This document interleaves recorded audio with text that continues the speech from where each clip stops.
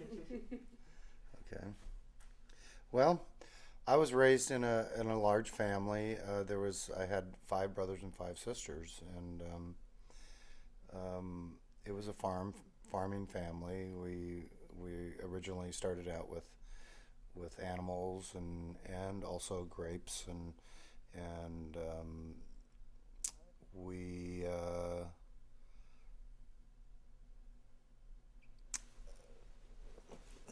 mainly started focusing in on grapes in the 1960s, early 60s.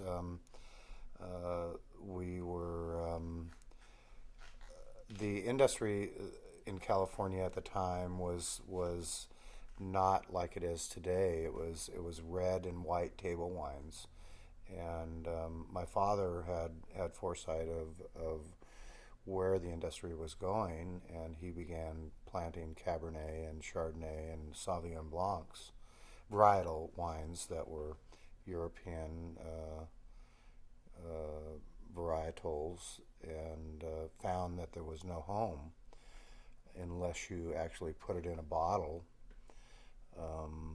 You were not going to sell this product. So we tried putting them in fresh. We would put them in small boxes and ship them east to Chicago. Doctors and lawyers and people from around the country that enjoyed wines, and these were people that had European originally originated from Europe and had winemaking skills, that they would take our fresh grapes and make wines out of them. And we were hearing reports back that they were making wines that were winning awards. So we decided to start the Fetzer label. And the first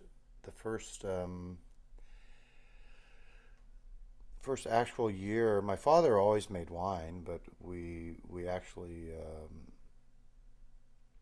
began the label in 1968.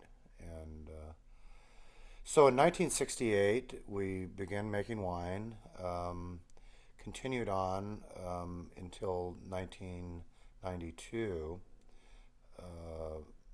when my brothers and sisters had been approached by a major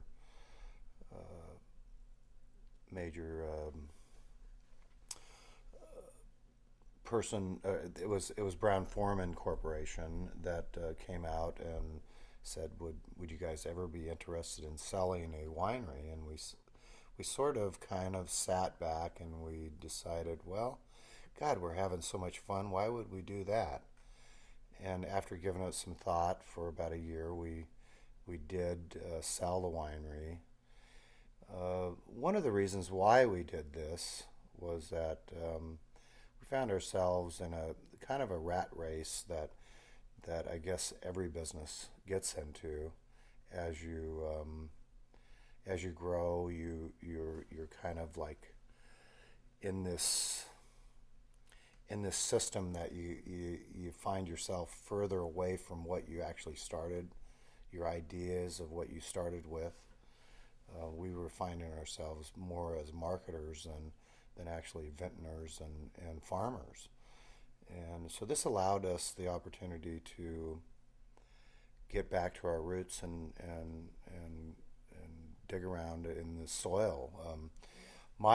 Actually, in the position I held in the winery was a good one, because I was involved in the production end of it.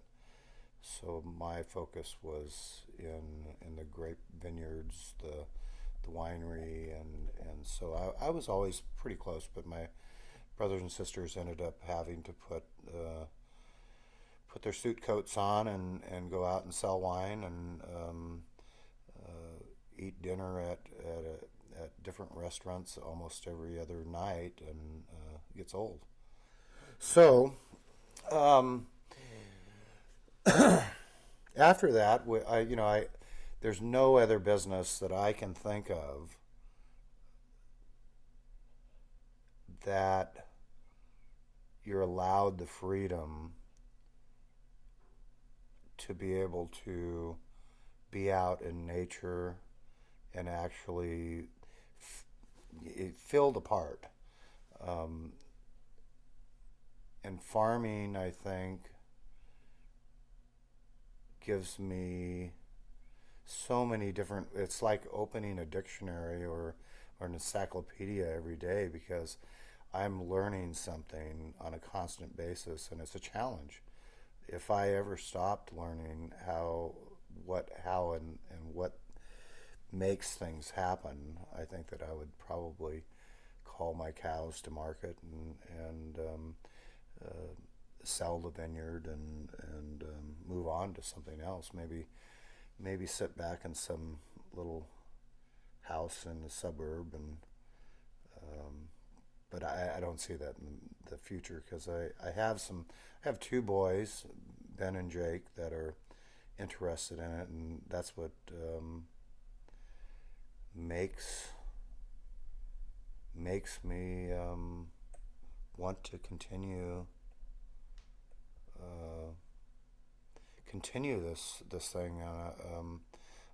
Every morning I wake up, I'll sing a Frank Sinatra song, or I'm a happy man, and farming makes you happy.